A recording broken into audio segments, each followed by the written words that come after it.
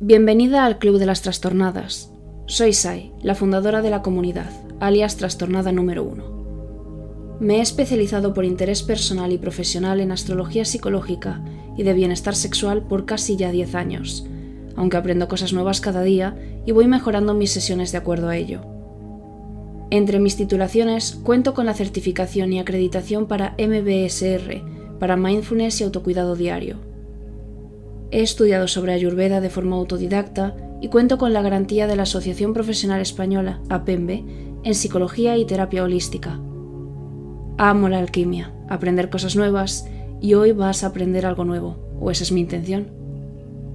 Soy terapeuta holística y seguramente me hayas seguido aquí en YouTube desde TikTok, donde se me conoce en España como la chica de la matriz del destino. Pero hoy estamos aquí porque he creado 2 métodos de terapia únicos en el mundo que inicialmente creé para sanarme a mí misma. Viaje que no ha sido sencillo, pero que me ha cambiado la vida y ahora quiero compartirlo todo contigo. Gracias a las sesiones personalizadas, 1 a 1 online en directo conmigo, vamos a aprovecharnos de tu astrología sideral personal, matriz del destino y diseño humano, así como el uso de tarot evolutivo y oráculo astrológico, para conseguir identificar y comprender el origen de aquellos obstáculos y problemáticas que enfrentarás en tu vida. Así te ayudaré a conocer tus mejores métodos de autogestión personal y emocional, así como a tener una guía en tu rutina para alinearte con tu verdadera identidad, reconectar contigo misma y transformar tu vida y conseguir la vida de tus sueños. Quiero trabajar contigo personalmente para poder ayudarte a sanar tu feminidad, tu linaje y conseguir que reconectes y recuerdes quién eres, cuidando de tu salud mental de forma fácil y personalizada según tus estrellas. La vida es maravillosa y mereces todo lo bueno que te puede ofrecer. Después de las 3 sesiones del método destino y o método vientre dorado, podrás contactarme para una nueva sesión siempre que quieras con tarot evolutivo y oráculo astrológico. Si te interesa una sesión conmigo, tienes el catálogo aquí en las listas de reproducción del canal y siempre podrás contactarme a través de los links en el perfil del canal aquí en YouTube. Mis mejores deseos y empezamos. Espero que te encante el podcast de hoy. Te leo en comentarios. No olvides seguirnos si eres nueva y darnos a me gusta para hacerme saber que te gusta esta clase de contenido. Transforma tu vida, recuerda quién eres. Bienvenida a la familia.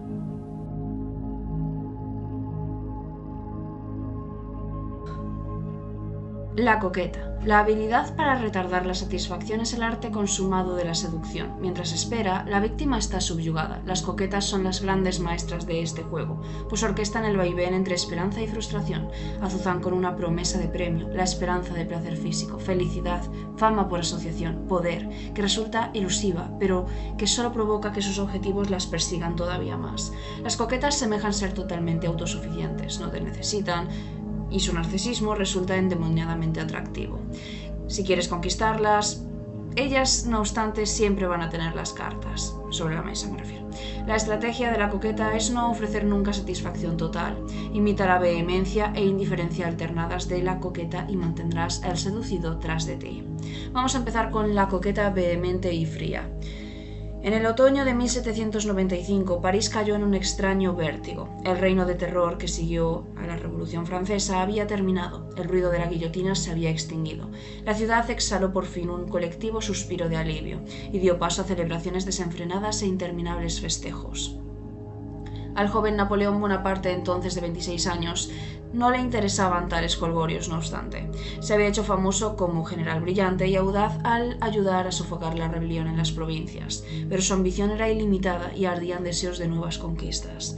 Así, cuando en octubre de este año la infausta viuda Josefina de Beauharnais, de 33 años, visitó sus oficinas, él no pudo menos que confundirse. Josefina era demasiado exótica y todo en ella era lánguido y sensual. Básicamente ella capitalizaba su raro aspecto ya que era de Martinica. Por otra parte, ella tenía fama de mujer fácil y el tímido Napoleón creía en el matrimonio. Aún así, cuando Josefina lo invitó a una de sus veladas semanales, él aceptó para su propia sorpresa. En la velada, Napoleón se sintió completamente fuera de su elemento. Todos los grandes escritores e ingenios de la ciudad estaban allí, así como los pocos nobles sobrevivientes. La misma Josefina era vizcondesa y había escapado apenas de la guillotina. Las mujeres estaban deslumbrantes y algunas de ellas eran mucho más hermosas que la anfitriona, pero los hombres se congregaron igualmente alrededor de Josefina, atraídos por su distinguida presencia y majestuosa actitud. Ella los abandonó varias veces para acudir al lado de Napoleón. Nada habría podido halagar más al inseguro ego de éste. Él empezó a visitarla. En ocasiones ella lo ignoraba y él se marchaba encolerizado. Pero al día siguiente llegaba una apasionada carta de Josefina y él corría a verla, como no. Pronto pasaba casi todo el tiempo con ella. Las ocasionales demostraciones de tristeza de Josefina, sus arranques de ira o de lágrimas, no hacían más que ahondar el apego en él. Una cosa que hacen muchísimo las coquetas es estresar a los hombres un montón. Eso hace que ellos, esto es tóxico, ¿vale? Pero se apegan un montón a ellas, ¿sí? Porque los hombres se apegan a ti a través del estrés porque creen que son útiles, porque te tranquilizan, porque te arreglan la vida, se sienten útiles. Y eso, el sentirse estresados les hace trabajar, ¿vale? Esto es tóxico, ¿vale? Esto es psicología oscura, no lo uses, pero si quieres una relación sana al menos. Pero tenlo en cuenta, sí, este es el atractivo de la coqueta. Sí, al final del día, Roberto, el autor nos está hablando de los arquetipos que más seducen a los hombres, pero no quiere decir que estos arquetipos te convengan o que estos arquetipos sean buenos para ti, ¿de acuerdo? Yo hago terapia del arquetipo con el método espejo y te puedo asegurar que hay muchos más tipos de arquetipo de mujer y hay muchos más hombres que se sienten atraídos por ciertos tipos de arquetipo. Lo importante es que seas fiel a tu arquetipo, no que juegues al teatro, ¿vale? Si tu arquetipo es el prodigio, no seas una coqueta, básicamente, ¿sí? Todos tenemos 3 arquetipos. Hay alguna clienta que he encontrado que tiene 4, pero son casos muy raros, ¿vale? Lo normal es que tengamos 3. Y suelen evolucionar conforme cumplimos años, ¿vale? Solemos tener 3 arquetipos hasta los 25, 3 arquetipos hasta los 45 y luego 3 arquetipos hasta morir, ¿sí? Bien, lo ideal es que vayan evolucionando, pero a lo mejor uno repite, no pasa nada, ¿bien? En marzo de 1700... es que estoy enferma, sorry, pero... En marzo de 1796, Napoleón y Josefina se casaron. Las coquetas deben y saben complacer, no amar, y es por eso que los hombres las quieren tanto, dice nuestro amigo Marivaux, según Roberto. Bien. 2 días después de la boda, él partió a dirigir, Napoleón, una campaña en el norte de Italia, contra los austríacos. Eres el objeto constante de mis pensamientos, le escribía él a su esposa desde el extranjero. Mi imaginación se fatiga conjeturando qué haces cada día. Sus generales lo veían distraído, abandonaba pronto las reuniones, pasaba horas escribiendo cartas o contemplaba la miniatura de Josefina que llevaba en su cuello. Había llegado a tal estado a causa de la insoportable distancia entre ellos y de la leve frialdad que ahora detectaba en Josefina, ella rara vez escribía y en sus cartas faltaba clara pasión, que no decidió tampoco cómo tomarse este acto. Ella no lo había acompañado a Italia, sin embargo. Napoleón debía terminar rápido esta guerra para volver al lado de su esposa. Tras combatir al enemigo con celo inusual, empezó a cometer errores. Vivir por Josefina, le escribió él. Trabajo para estar cerca de ti, me muero por estar a tu lado. Sus cartas se hicieron cada vez más y más apasionadas y eróticas. Una amiga de Josefina, que las leyó, escribió personalmente en una de sus cartas a otras amigas. La letra era casi indescifrable, la ortografía incierta, el estilo grotesco y confuso. Qué posición para una mujer, ser la fuerza impulsora de la marcha triunfal de un ejército. ¡Dios! Me encantan las cartas. Hemos perdido la tradición de las cartas. Los chismes en las cartas era... bueno, chef's kiss, increíble, ¿vale? Bueno, me encantan las cartas, me encantan. Se ha perdido se ha perdido. Bueno, Roberto escogió una cita también de Marcel Proust, no sé si os suena, básicamente es esta. Una ausencia, el rechazo de una invitación a cenar o una rudeza inintencionada e inconsciente son mucho más útiles que todos los cosméticos y prendas elegantes del mundo. Bien, seguimos. Pasaron meses en que Napoleón rogaba a Josefina que fuera a Italia y ella daba excusas interminables. Al fin accedió y marchó de París a Brescia, donde Napoleón tenía su cuartel. Pero de camino, un encuentro cercano con el enemigo la obligó a desviarse a Milán. Fuera de Brescia, en batalla, al volver Napoleón y descubrir que ella se ausentaba aún, culpó a su enemigo, el general Würmer, y juró vengarse. En los meses subsecuentes pareció perseguir dos objetivos con igual denuedo: Würmer y Josefina. Su esposa nunca estaba donde se suponía que debía de estar. Llego a Milán, corro a tu casa, dejando de lado todo para estrecharte en mis brazos, y no estás ahí. Napoleón se ponía furibundo y celoso, pero cuando al fin daba con Josefina, el menor de sus favores le derretía el corazón. Hacía largos paseos con ella en un carruaje encubierto, mientras sus generales rabiaban. Se suspendían reuniones, órdenes y se improvisaban estrategias. Nunca, le escribió él después, una mujer había estado en tan completo dominio del corazón de un hombre. No obstante, el tiempo que pasaban juntos era muy breve, demasiado breve. Durante una campaña que duró casi un año, Napoleón apenas pasó 15 noches con su nueva esposa. Uy. Lo siento, es que me estoy imaginando yo con el amor de mi vida y solo lo veo 15 noches al año. Dios mío. Madre mía. A oídos de Napoleón llegaron más tarde rumores de que Josefina había tenido un amante mientras él estaba en Italia. Sus sentimientos hacia ella se enfriaron y él mismo tuvo una inagotable serie de amantes. Típico de los hombres, típico. Ella tenía un amante y tú tenías que tener 7000. Cerdo. Bueno, en fin. Pero a Josefina jamás le preocupó esta amenaza a su poder sobre su esposo. Unas cuantas lágrimas, algunas escenas de rabia, un poco de frialdad por su parte, y él seguía siendo su fiel esclavo, como debe de ser. En 1804, él la hizo coronar emperatriz, y si ella le hubiese dado un hijo, habría seguido siendo emperatriz hasta el final. Cuando Napoleón estaba en su lecho de muerte, la última palabra que pronunció fue Josefina. ¡Oh, qué lindo! ¿Sabéis lo mejor de todo? Josefina no era tan guapa, o esa tiene la fama de que no era tan guapa, pero sí es verdad que Napoleón era un snack. O sea, Napoleón no era bajito, Napoleón era como 1,90 m de hombre y era muy guapo. Lo que pasa es que los españoles le tenemos tirria porque nos invadió y toda la vaina, entonces nos inventamos que era borracho, que era bajito, que era poco hombre, que no sé qué, pero en realidad era un papachú, o sea, era un papucho, como decís en el sur de España. O sea, es una locura. Ese hombre era guapísimo. Es que teníamos como un crush las chicas de clase de historia. Lo mismo con Stalin. Stalin era guapísimo. Lo que pasa es que, bueno, pues hizo cosas malas y tal, pero hay que reconocer que eran todos muy feos. O sea, los políticos son todos feísimos. Y luego tienes, bueno, nuestro presidente Pedro Sánchez es muy famoso por ahí, ¿no? Pero a mí no me parece guapo, pero es muy famoso por ahí. Pero sí es verdad que dicen que en el... Bueno, en Bruselas, cada vez que va el presidente Pedro Sánchez allí, las políticas de toda Europa se vuelven locas, porque al parecer es un sex symbol allá, no sé, yo no sé qué decirte. Pero Stalin y Napoleón tienen fama de ser muy guapos y muy... De hecho, Napoleón tiene fama de ser muy caballeroso. Tiene fama de ser, bueno, muy tímido, pero muy interesante, alguien muy inteligente. O sea, Napoleón tiene fama de ser un caballero. Sí. Entonces yo entiendo a Josefina, ¿vale? Un chaval más joven que yo, guapo, alto, rico, inteligente, que me viene y tal, yo lo entiendo. Pero, vamos, el chaval era un catch, el Napoleón era increíble, ¿vale? Conseguía todo lo que quería, de hecho. Bien. Durante la Revolución Francesa, Josefina estuvo a punto de perder la cabeza en la guillotina. Esta experiencia la dejó sin ilusiones y con dos fines en mente: vivir una vida de puro placer y buscar al hombre que mejor pudiera brindársela. Ella era una hedonista, eso sí lo sé yo también. Ella bebía y cosas así.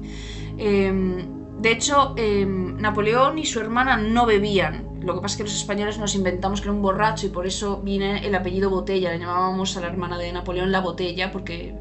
nos inventamos que bebía un montón, pero no es verdad. Pero Josefina sí tenía esa fama. Le iba mucho a la fiesta y le iba esas cosas.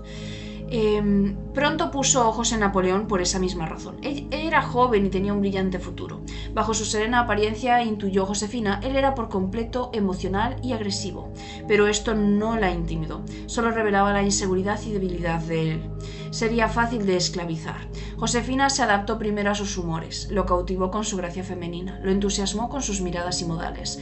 Él deseó poseerla al instante, y una vez que ella suscitó este deseo, su poder radicó en posponer su satisfacción, alejándose de él, frustrándolo.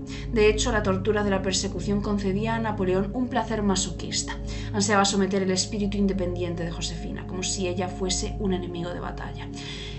Josefina era muy lista. Como podéis ver, se aprovechaba del arquetipo de aventurero y conquistador de este hombre instintivamente. Ella sabía que si era como una de las amantes de Napoleón, que tenía muchas, básicamente una diversión momentánea de noche, pues no iba a conseguir ser su esposa, no iba a conseguir el premio, ¿vale? En esa época el premio era conseguir un hombre medianamente decente y con mucho dinero, ¿vale? Entonces, y si era guapo, pues ya, bueno, increíble. Entonces ella vio el pedazo de partido y dijo, voy a manipularlo para que se case conmigo. Una vez casados, a ella le daba igual, como si no lo veía en 3 años. El problema era no mantenerlo contento hasta la boda, sí. Por eso cuando una vez se casaron y él se fue a Italia, ella pasaba de contestarle las cartas, pasaba de hablar con él, pasaba de ir a verlo, ¿sabes? Porque no estaba enamorada de él, sí. Ella lo único que quería era obsesionarlo a él, sí, que era lo que ganaba, bien. La gente es inherentemente perversa. Una conquista fácil tiene mucho menos valor que una difícil. En realidad, solo nos excita lo que se nos niega, lo que no podemos poseer por completo. Tu mayor poder en la seducción es tu capacidad para distanciarte, para hacer que los demás te sigan, retrasando su satisfacción. La mayoría de las personas calculan mal y se rinden muy pronto, por temor a que la otra pierda interés, o a que el hecho de darle lo que quiere conceda al dador cierto poder. La verdad es lo contrario. Una vez que satisfaces a alguien, pierdes la iniciativa y te expones a que él pierda el interés al menor capricho. Recuerda, la vanidad es decisiva en el amor. Haz temer a tus objetivos que te apartarás, que dejarán de interesarte y despertarás su inseguridad innata, el miedo de que al conocerlos dejen de excitarte. Estas inseguridades son devastadoras. Luego, una vez que se sienten inseguros de ti y ellos mismos,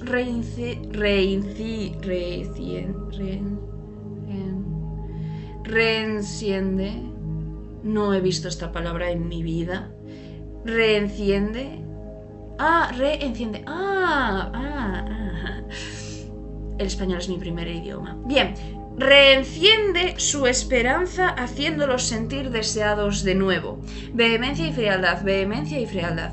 Esta forma de la coquetería es perversamente placentera, pues aumenta el interés y mantiene la iniciativa de tu lado. Jamás te desconciertes por el enojo de tu objetivo. Es signo seguro de esclavitud. Bien, Ovidio escribió: aquella que retenga largo tiempo su poder deberá servirse del mal de su amante. Qué frío. Bueno, la coqueta fría, ¿sí? Bueno, en concreto este arquetipo es unisex, ¿vale? Entonces voy a leerlo como unisex, pero ten en cuenta que vale tanto para hombres como mujeres, ¿vale? En 1952 el escritor Truman Capote, de éxito reciente en los círculos literarios y sociales, empezó a recibir una andanada casi diaria de rendida correspondencia con un joven llamado Andy Warhol, ilustrador de diseñadores de calzado, revistas de moda y cosas así. Warhol hacía bellos y estilizados dibujos, algunos de los cuales envió a Capote con la esperanza de que los incluyera en uno de sus libros. Capote no respondió. Un día, al llegar a casa, encontró a Warhol hablando con su madre, con quien vivía. Luego, Warhol empezó a telefonear casi todos los días. Al cabo, Capote puso fin a todo esto. Parecía una de esas pobres personas a las que sabes que nunca les sucederá nada. Un pobre perdedor de nacimiento, diría el escritor más tarde.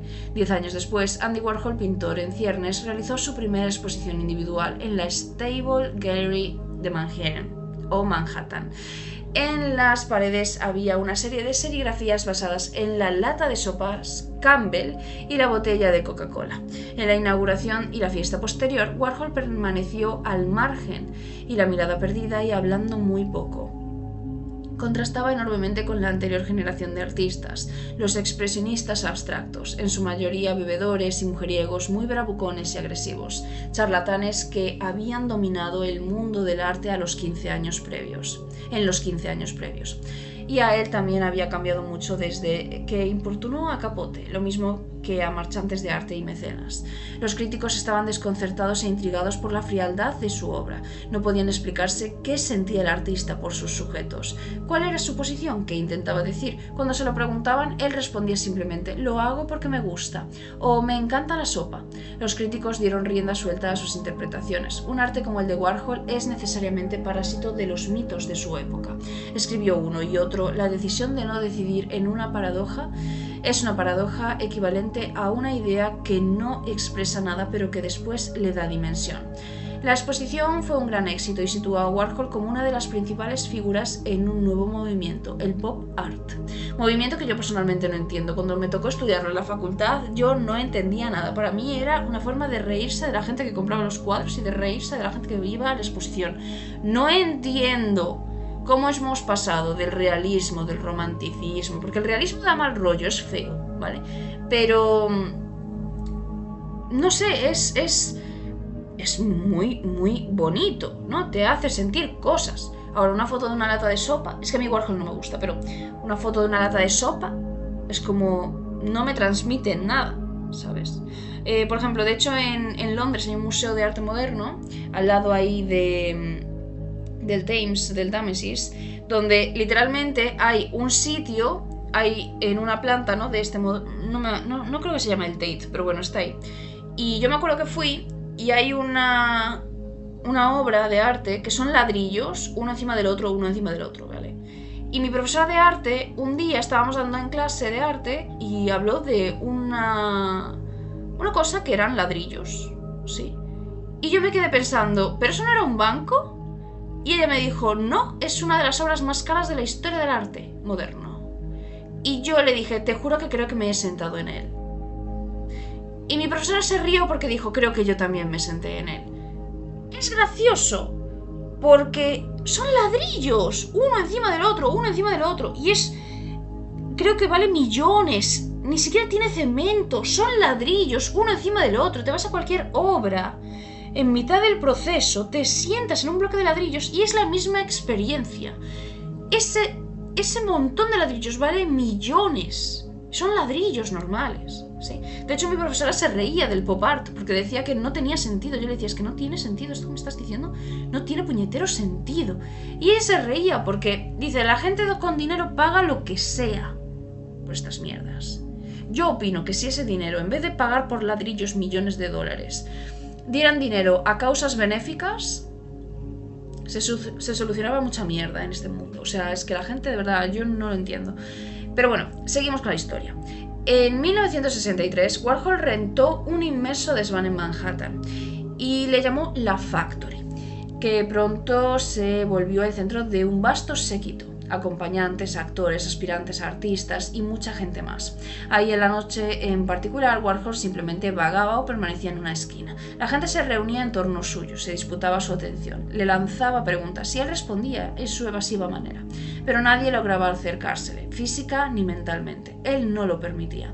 Al mismo tiempo, si él pasaba junto a alguien sin el usual hola, aquel quedaba devastado. Warhol no había reparado en él. Quizá estaba por ser borrado del mapa. ¿Sabes? A lo mejor no se estaba haciendo el interesante, a lo mejor simplemente... Que a lo mejor sí, a lo mejor simplemente le pasó algo traumático y estaba raro, ¿vale? O sea, yo he tenido épocas, ¿sabes? Incluso ahora que estoy muy bien, yo tengo momentos, tengo semanas que no quiero hablar con nadie, no quiero hablar. Y la gente me hace así: hola, por la calle, y yo hago así con la mano, pero no quiero hablar con nadie.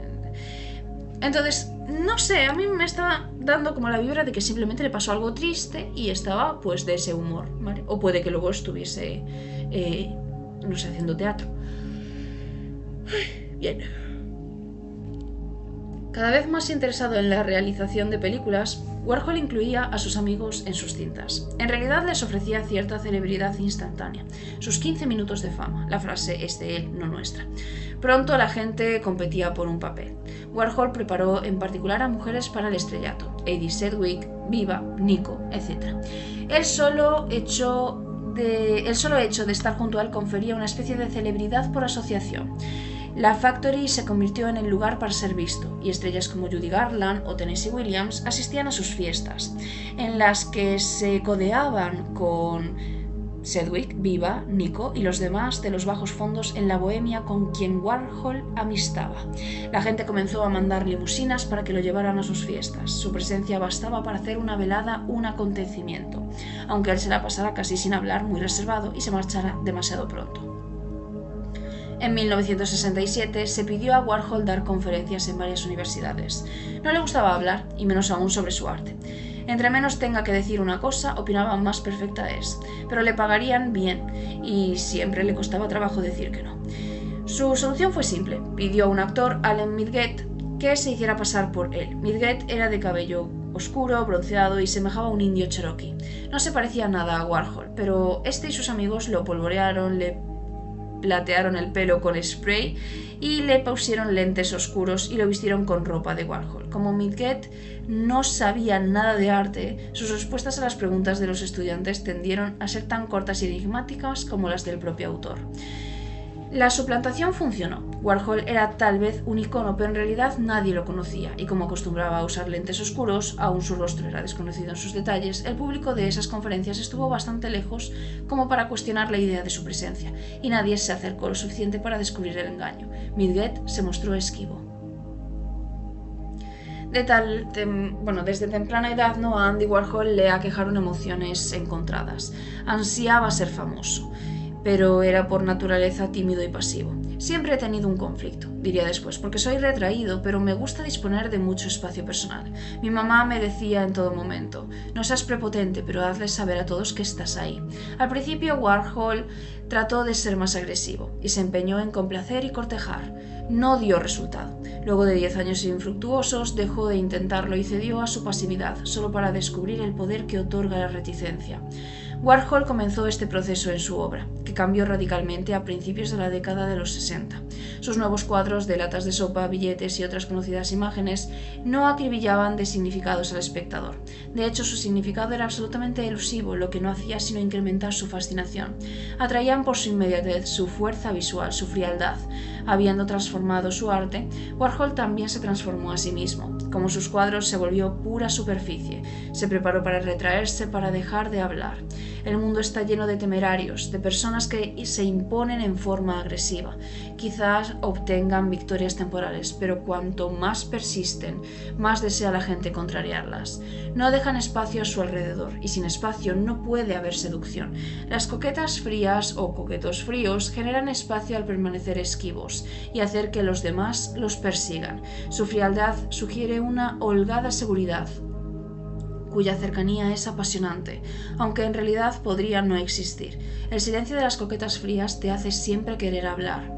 Su contención, su apariencia de no necesitar de otras personas, nos impulsa a hacer cosas por ellos, ansiosos por la menor muestra de reconocimiento y favor. Quizás sea la locura tratar con los coquetos fríos. Nunca se comprometen, mas tampoco dicen que no. Jamás permiten la proximidad, pero en la mayoría de los casos terminamos por volver a ellos adictos a la frialdad que proyectan. Recuerda, la seducción es un proceso de esconderse de la gente, de hacer que quieran perseguirte y poseerte. Finge distancia y la gente se volverá loca por obtener tu favor. Los seres humanos son como la naturaleza, aborrecemos el vacío y la distancia y silencio emocionales nos inducen a llenar el hueco con palabras y calidez propias. A la manera de Warhol, aléjate y deja que los demás se peleen por ti. Claves de personalidad de este arquetipo. Según la sabiduría popular, las coquetas son evacuadoras consumadas, expertas en incitar el deseo con una apariencia provocativa o una actitud tentadora. Pero la verdadera esencia de las coquetas es de hecho su habilidad para atrapar emocionalmente a la gente y mantener a sus víctimas en sus garras mucho después de ese primer cosquilleo del deseo. Esa aptitud las coloca en una fila de las seductoras más efectivas. Su éxito podría parecer extraño, ya que en esencia son criaturas frías y distantes. Si alguna vez conocieras bien a una de ellas, percibirás su fondo de indiferencia y amor en sí misma. Podría parecer lógico que, habiéndote percatado de esta cualidad, adviertas las manipulaciones del coqueto y pierdas interés, pero lo común es lo opuesto. Tras años de coqueterías de Josefina, Napoleón sabía muy bien lo manipuladora que ella era en realidad, pero este conquistador de imperios, este cínico y escéptico, no podía dejarla escapar. Hawthorne dice que el egoísmo es una de las cualidades más altas para inspirar amor. Eso es un poco tóxico, pero bueno, vale. Para comprender el peculiar poder del coqueto, primero debes entender una prioridad crítica del amor y el deseo. Entre más obviamente persigas a una persona, más probablemente es que la ahuyentes. Demasiada atención puede ser interesante un rato, pero pronto se vuelve empalagosa y al final es claustrofóbica y alarmante. Indica debilidad y necesidad, una combinación poco seductora. Muy a menudo cometemos este error pensando que nuestra persistente presencia es tranquilizadora, pero los coquetos poseen un conocimiento inherente de esta dinámica. Maestros del repliegue selectivo insinúan frialdad ausentándose a veces para mantener a su víctima fuera de balance. Reprendida e intrigada, sus repliegues las vuelven misteriosas y las engrandecemos en nuestra imaginación. La familiaridad, por el contrario, socava lo que imaginamos. Un poco de distancia compromete más las emociones. En vez de enojarnos, nos hace inseguras. Quizá en realidad no le gustemos a esa persona, a lo mejor hemos perdido su interés. Una vez que nuestra vanidad está en juego, sucumbimos al coqueto solo para demostrar que aún somos deseables. Recuerda, la esencia del coqueto no radica en el señuelo y la tentación, sino en la posterior marcha atrás, la reticencia emocional. Esta es la clave del deseo esclavizador. Para adoptar el poder del coqueto debes comprender otra cualidad, el narcisismo. Freud caracterizó a la mujer narcisista obsesionada con su apariencia como el tipo con mayor efecto sobre los hombres. De niñas, explica Freud, o niños, pasamos por una fase narcisista sumamente placentera. Felizmente reservados e introvertidos, tenemos poca necesidad física de otras personas. Luego poco a poco socializamos y se nos enseña a prestar atención a los demás, aunque en secreto añoramos esos dichosos primeros días. La mujer narcisista le recuerda a un hombre ese periodo y le causa envidia. El contacto con ella podría restaurar tal sensación de introversión. La independencia de la coqueta también desafía a un hombre. Él quiere ser quien la vuelva dependiente, reventar su burbuja. Es mucho más probable, no obstante, que él termine siendo su esclavo al concederle incesante atención a fin de conseguir su amor y fracasar en el intento. Porque la mujer narcisista no tiene necesidades emocionales, es autosuficiente y esto es asombrosamente seductor. La autoestima es decisiva en la seducción. Tu actitud contigo misma es percibida por la otra persona en formas sutiles e inconscientes. Una autoestima baja repele la seguridad y autosuficiencia que buscas atraer. Cuanto menos parezcas necesitar a los demás, es más probable que se sientan atraídos por ti. Comprende la importancia de esto en todas las relaciones y descubrirás que tu necesidad es más fácil de suprimir. Pero no confundas ensimismamiento con narcisismo seductor. Hablar de ti sin parar es eminentemente antiseductor, ya que no revela autosuficiencia sino inseguridad. Opino lo mismo. Las personas, de hecho, lo puedes leer instintivamente en su energía. Es una cosa muy curiosa. Las personas que más hablan de ellas, una cosa es poner un ejemplo, por ejemplo, de tu vida. Las personas neurodivergentes, por ejemplo, cuando una clienta nos habla de su experiencia personal, etc. Las personas neurodivergentes lo que hacemos al socializar es cuando nos cuentas algo traumático, algo triste, algo pues que te marcó, así, algo bonito, así, lo que queremos es empatizar contigo y queremos que tú entiendas que nosotras o nosotros empatizamos de igual forma contigo. Por eso damos un ejemplo de algo similar que nos haya pasado. No es porque queramos eclipsarte, sino porque queremos empatizar contigo. Por otra parte, las personas que simplemente pues machucan, ¿no? Machacan la situación y no te dejan como tener tu momento personal, momento de brillar o tu momento de comentar algo, son unas personas narcisistas, ¿de acuerdo? Esto me parece muy importante resaltarlo porque, por ejemplo, las personas neurotípicas van a pensar que intentas como neurodivergente como eclipsarlas en ese momento, o por ejemplo te están contando algo traumático y tú quieres compartir algo igual. La persona neurodivergente no intenta quitarte ese momento de protagonismo. De hecho, en las bodas o, no sé, en una celebración de cualquier cosa, un cumpleaños o así, vamos a estar apartados, te vamos a celebrar y te vamos a estar, pero no vamos a querer eclipsarte. Me refiero a... Eso lo haría un narcisista, por ejemplo. Cuando tú nos estás contando algo trágico, pues para que tú veas que estás en un espacio seguro, para que veas que puedes confiar en nosotros, te vamos a contar algo similar, ¿vale? El coqueto no hace eso, ¿vale? El coqueto lo que quiere es hablar sin parar... Perdón, el antiseductor, ¿vale? Va a intentar hablar sin parar todo el rato. ¿Sabes la típica cita mala que tú vas? Pues esto me lo comentaron varias clientas. Y el tío no para de hablar de sí mismo, de lo bueno que es en su trabajo, de lo genial que era en la facultad, del, no sé, las pesas que yo que sé que hace cada día en el gimnasio, yo que sé, ¿me entiendes?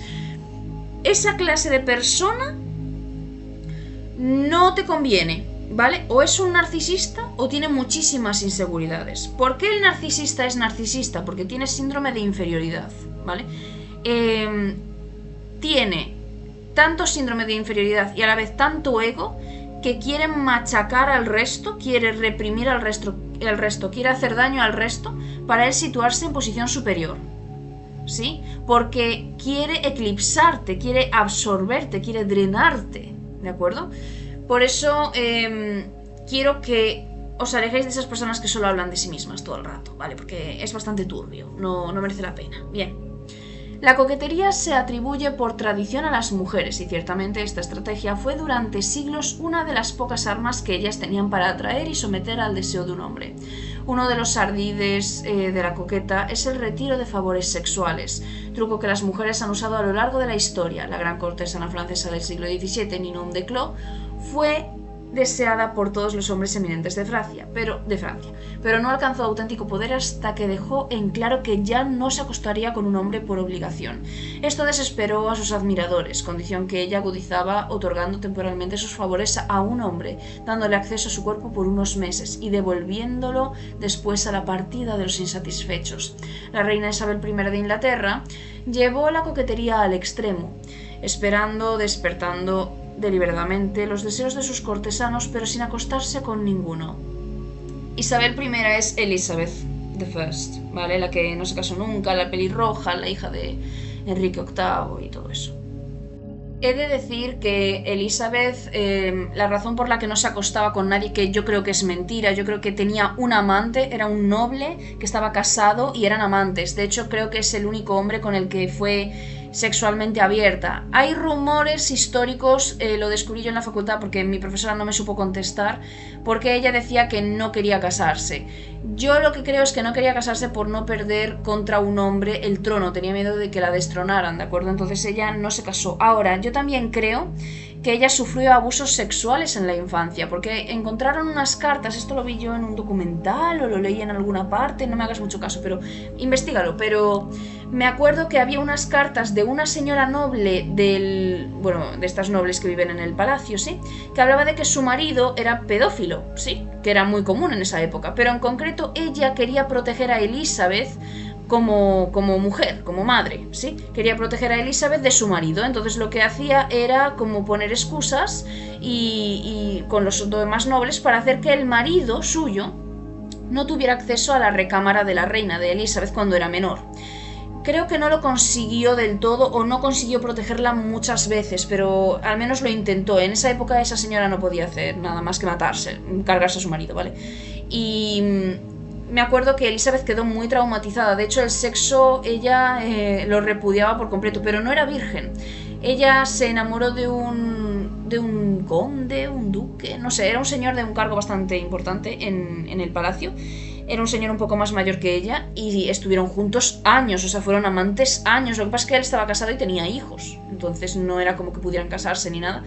Pero ella tampoco quería casarse con nadie, entonces no creo que fuera... Digo, por eso de que habla de que ella frustraba a los hombres. No es que los frustrara, es que muchos hombres intentaron seducirla para casarse con ella y quitarle el trono, es un facto, sí. Pero ella tenía este problema desde la infancia. También como de gilipollas y como de nublado tienes que tener el cerebro para atreverte a violar y abusar sexualmente de la futura reina de Inglaterra. O sea, qué clase de ego, qué clase de superioridad moral, porque en esa época había prostitutas menores de edad, es un hecho, no. pero me sorprende que se atreviera a tocar a la heredera del trono. Es una cosa que a mí me sorprende. Ya veis que los hombres no, con las maldades no tienen fronteras, ¿no? Pero bueno, por mucho tiempo, instrumento de poder social de las mujeres, la coquetería fue... Esto ya lo leí. Fuck. Perdón. ¿Dónde estoy? Where am I? Aquí, vale. Perdón, no lo había leído. Tú me quieres igual, no me juzgues. Vale, soy cáncer. Vale, no me pongo a llorar. Por mucho tiempo, instrumento de poder social de las mujeres, la coquetería fue poco a poco adaptada por los hombres, en particular los grandes seductores de los siglos XVII y XVIII, quienes envidiaron ese poder femenino. Un seductor del siglo XVII, el duque de Lauzun, fue un maestro para excitar a una mujer y mostrarse distante después. Vamos, el típico situationship de toda la vida, te acuestas con un tío y el día siguiente no existes, ¿vale? Las mujeres se volvían locas por él. No me extraña. Debía ser un hacha en la cama. Hoy la coquetería no tiene género.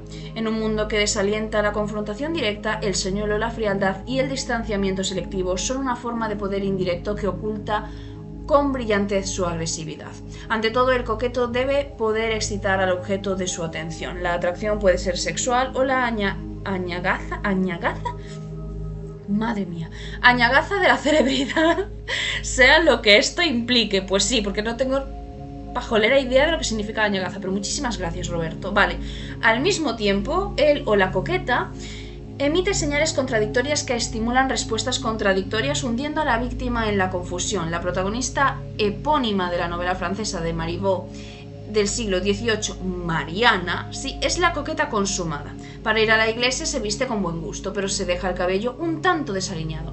En plena ceremonia parece advertir su descuido y empieza a remediarlo, mostrando su brazo desnudo al hacerlo. Esto no era para ser visto en una iglesia en el siglo XVIII, y los ojos de todos los hombres se clavan en ella en ese instante. Tiene que ser increíblemente interesante tener a todo el mundo tan tapado y a la vez tan cachondo, porque el hecho de que tú me veas el tobillo y te lleves las manos a la cabeza tiene que ser muy gracioso. ¿Sabéis por qué eso de enseñar los tobillos era pecaminoso?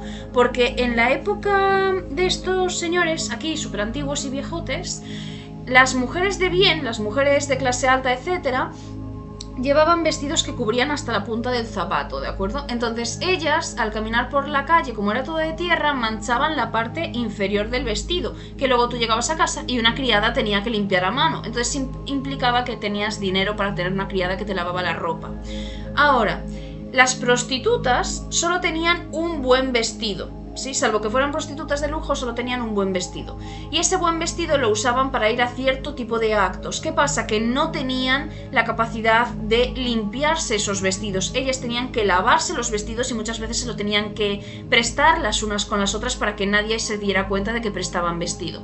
Entonces, ¿qué pasaba? Que las prostitutas iban por la calle, cogían las partes bajas del vestido y levantaban estas faldas del vestido, enseñando los tobillos. ¿Qué pasa? Que si tú ibas por la calle y veías los tobillos de la people, decías, ah, esta chica es prostituta, ¿sí? Por eso era como súper, erótico ver el tobillo de una mujer, porque se supone que es prostituta en esta época, ¿sí? En esta época. No me canceléis, en esta época. Bien. Ahora, ¿qué más era también? Había... ¿Qué era? Lo de los lunares. Bueno, eso es lo de la sífilis, que al final todos tenían lunares. Anyways. Vale, la tensión es mucho más intensa que si ella estuviese afuera o se hallara ordinariamente vestida. Recuerda, el flirteo obvio revelará con demasiada claridad tus intenciones. Es mejor que seas ambigua o ambiguo e incluso contradictoria o contradictorio, frustrando al mismo tiempo que estimulas. Bien. Madre mía, no sé leer este apellido. Haré lo mejor que pueda. Vale. El gran líder espiritual Jiddu Krishnamurti... Ay, pues mira, no estoy... Bueno, le llamábamos Kris, ¿vale? Era un coqueto involuntario, venerado por los teósofos como maestro universal. Krishna también era un dandy. Le gustaba la ropa elegante y era muy apuesto. Al mismo tiempo practicaba el celibato y tenía horror a que lo tocaran. En 1929 escandalizó a los teósofos del mundo entero al proclamar que no era Dios ni gurú y que no quería seguidores. Esto no hizo más que incrementar su encanto. Las mujeres se enamoraban de él en gran número y sus consejeros se volvieron más devotos todavía. Física y psicológicamente, Krishna emitía señales contradictorias. Mientras que predicaba un amor y aceptación generalizados en su vida personal, apartaba a la gente. Su atractivo y obsesión por su apariencia quizás le hayan merecido atención, pero por sí mismos no habrían hecho que las mujeres se enamoraran de él. Sus lecciones de celibato y virtud espiritual le habrían producido discípulos, mas no amor físico. La combinación de estos rasgos, sin embargo, atraía y frustraba a la gente por igual, dinámica de la coquetería que engendraba apego emocional y físico a un hombre que rehuía esas cosas. Su apartamiento del mundo no tenía otro efecto que acrecentar la devoción de sus seguidores. La coquetería depende del desarrollo de una pauta para mantener confundida a la otra persona. Esta estrategia es muy eficaz. Al experimentar un placer una vez anhelamos repetirlo. Así él o la coqueta nos brinda placer pero luego lo retira. La alternancia de calor y frío es la pauta más común y tiene diversas variaciones. La coqueta china del siglo VIII, Yun Kuei-fei, esclavizó por completo al emperador Ming Huang con la pauta de bondad y severidad. Haciéndole hechizado por su bondad, de pronto se enojaba y lo censuraba duramente por el menor error. Incapaz de vivir sin el placer que ella le daba, el emperador ponía de cabeza a la corte para complacerla cuando ella se enojaba o alteraba. Las lágrimas de esta mujer tenían un efecto similar. ¿Qué había hecho él porque ella estaba tan triste? Al cabo de un tiempo se arruinó y con él su reino por tratar de hacerla feliz. Sí. Lágrimas, enfado y culpa son todas ellas armas del coqueto o la coqueta. Una dinámica similar aparece en las riñas de los amantes. Cuando una pareja pelea y luego se reconcilia, la dicha de la reconciliación no hace sino intensificar el afecto. Cualquier tipo de tristeza es seductora también, en particular si parece profunda y aún espiritual, antes que menesterosa o patética, hace que la gente se acerque a ti. Las coquetas nunca se ponen celosas, esto atentaría contra su imagen de fundamental autosuficiencia, pero son expertas en causar celos, al poner atención en un tercero, creando así un triángulo de deseo. Indican a sus víctimas que quizás ya no estén tan interesadas en ellas. Esta triangulación es extremadamente seductora, en contextos sociales tanto como eróticos. Intrigado por el narcisismo de las mujeres, el propio Freud lo poseía y su retraimiento volvía locos a los discípulos. Incluso dieron nombre a esto, complejo de Dios. Esto os suena, ¿verdad? Porque es muy conocido este concepto psicológico, el se cree Dios, ¿sí? Comportándose como una especie de mesías demasiado excelso para emociones triviales, Freud siempre guardó distancia de sus alumnos, a quienes apenas se invitaba a cenar, por ejemplo, ante quienes envolvía su vida privada en el misterio. Sin embargo, a veces elegía un acólito a quien confiarse. Carl Jung, mi amiguito, Otto Rank, Lou Andreas Salomé. El resultado era que sus discípulos enloquecían tratando de obtener su favor, de ser los elegidos. Sus celos cuando él favorecía de repente a uno no hacía sino aumentar el poder de Freud sobre ellos. Las inseguridades naturales de la gente se acentúan en condiciones grupales al guardar distancia. Las coquetas o los coquetos dan origen a una competencia por su predilección. Si la habilidad de usar a terceros o terceras para poner celosos a los objetivos es una actitud crucial de la seducción, Sigmund Freud fue un gran coqueto. Y un imbécil también, pero bueno, nadie quiere hablar de eso. Bien, si te interesa saber por qué Sigmund Freud me cae mal, tienes un podcast aquí en el canal sobre Carl Jung y Freud, ¿vale? Te invito a escucharlo. No es muy largo, te lo prometo. Todas las tácticas del coqueto o la coqueta han sido adaptadas por los líderes políticos para enamorar al pueblo. Mientras emocionan a las masas, estos líderes preservan una indiferencia interna, lo que les permite mantener el control. Incluso el científico político Roberto Michels ha llamado a estos políticos coquetos fríos. Napoleón se hacía el coqueto con los franceses. Luego de los grandes éxitos de la campaña en Italia, lo convirtieron en un héroe amado. Dejó Francia para conquistar Egipto, en conocimiento de que en su ausencia el gobierno caería, la gente ansiaría su retorno y este amor serviría de base para engrandecimiento de su poder. Tras encender a las masas con un discurso vehemente, Mao Zedong desaparecía mucho tiempo para volverse objeto de culto. Pero nadie era más coqueto que el líder yugoslavo Josip Broz Tito, quien alternaba entre la distancia y la identificación emocional con su pueblo. Todos estos líderes políticos eran narcisistas empedernidos. En tiempos difíciles, cuando la gente se sentía insegura, el efecto de tal coquetería política resultaba aún más eficaz.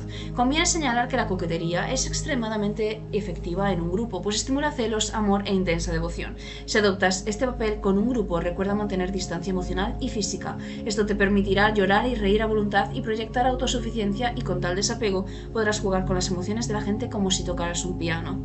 ¡Qué profundo! ¡Wow! Vale. Símbolo: la sombra es inasible. Persigue tu sombra y huirá. Dale la espalda y te seguirá. Es también el lado oscuro de una persona lo que la vuelve misteriosa. Habiéndonos dado placer, la sombra de su ausencia nos hace ansiar su regreso como las nubes el sol. Peligros de este arquetipo. Los coquetos y las coquetas enfrentan un peligro obvio. Juegan con emociones explosivas. Cada vez que el péndulo oscila, el amor cambia a odio. Así, ellas o ellos deben orquestar todo con sumo cuidado. Sus ausencias no suelen ser muy largas. Su enojo no pueden ser muy largas. Su enojo debe ser seguido pronto con sonrisas. Las coquetas pueden mantener atrapadas emocionalmente a sus víctimas mucho tiempo, pero el paso de meses o años esta dinámica podría resultar tediosa. Yan Qin, después conocida como Madame Mao, se sirvió de la coquetería para conquistar el corazón de Mao Zedong, pero 10 años más tarde las peleas, lágrimas y frialdad se habían vuelto irritantes, y la irritación más fuerte que el amor, de modo que Mao tomó distancia. Josefina, más admirable que coqueta, podía hacer ajustes y pasar un año entero sin portarse esquiva ni distante con Napoleón. Todo se reduce a saber si elegir el momento oportuno para armar escándalo. Por otra parte, el o la coqueta incita emociones muy fuertes y los rompimientos suelen ser temporales. El o la coqueta causa adicción. Tras el fracaso del plan social de Mao, llamado el Gran Asalto Adelante, Madame Mao pudo restablecer su poder sobre su devastado marido. El o la coqueta fría puede incitar un odio particularmente profundo. Valérie Solanas fue una joven que cayó bajo el hechizo de Andy Warhol. Había escrito una obra de teatro que lo divirtió y tuvo la impresión de que él podía llevarla a la pantalla. Se imaginó convertida en celebridad. También se involucró en el movimiento feminista. Cuando en junio de 1968 se dio cuenta de que Warhol jugaba con ella, dirigió contra él su creciente ira contra los hombres y le disparó 3 veces, con lo que estuvo a punto de matarlo. Las coquetas frías pueden estimular sentimientos más intelectuales que eróticos, menos pasión que fascinación. El odio que pueden suscitar es aún más insidioso, es aún más insidioso y arriesgado porque no tiene como contrapeso un amor profundo. Así deben comprender los límites del juego y los perturbadores efectos que ellas pueden tener en poco estables personas. Será en personas poco estables. Bueno, da igual, la traducción: ya me he rendido.